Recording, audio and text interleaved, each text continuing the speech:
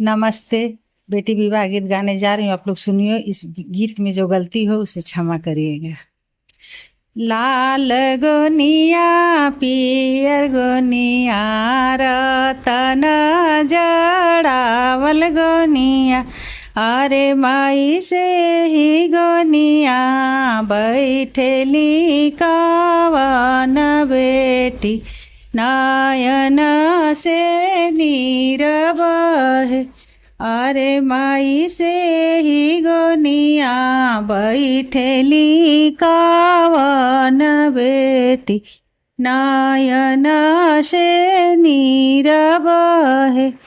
के करा के पापा कहबो, के करा के मम्मी कहबो, अरे माई के करा के भैया कही बोलइबो, कवन लोगवा आपन होई है, अरे माई के करा के भैया कही बोलइबो, कवन लोगवा आपन होई है।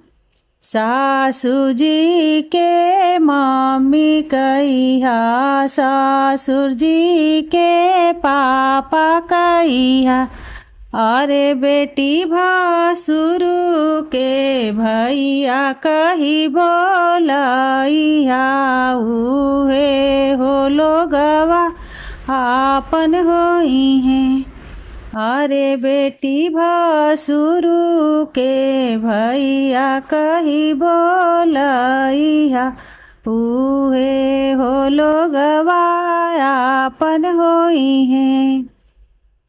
लाल गोनिया पियर गोनिया रतन जड़ावल गोनिया, अरे माई से ही गोनिया बैठेली कवन बेटी, नयन से नीर बहे।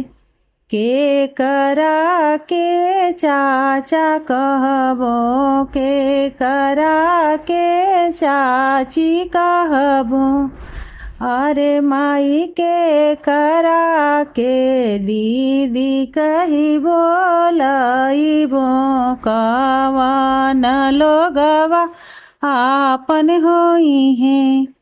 छोटका ससुर के चाचा कहिया, छोटकी सासू के चाची कहिया, अरे बेटी ननदो के दीदी कही बोलइया, उहे हो लोगवा आपन होई है।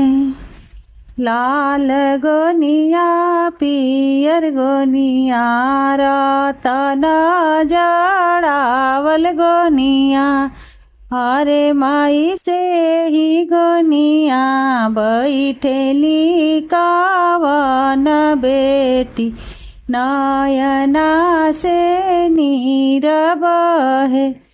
के करा के भैया कहबो, के करा के भाभी कहबो, अरे माई के करा के बाबू कही बोलइबो, कवन लोगवा आपन होई है, अरे माई के करा के बाबू कही बोलइबो, कवन लोगवा आपन होई है। भसुर जी के भैया कहिया, जेठन जी के दीदी कहिया, अरे बेटी देवरू के बाबू कही बोलइया, उहे हो लोगवा आपन होई है, अरे बेटी देवरू के बाबू कही बोलइया, उहे हो लोगवा आपन होई है। लाल गोनिया पियर गोनिया रतन जड़ावल गोनिया, रे माई से ही गोनिया बैठेली कावन बेटी, नयन से नीर बहे। अरे माई से ही गोनिया बैठेली कावन बेटी, नयन से नीर बहे। धन्यवाद।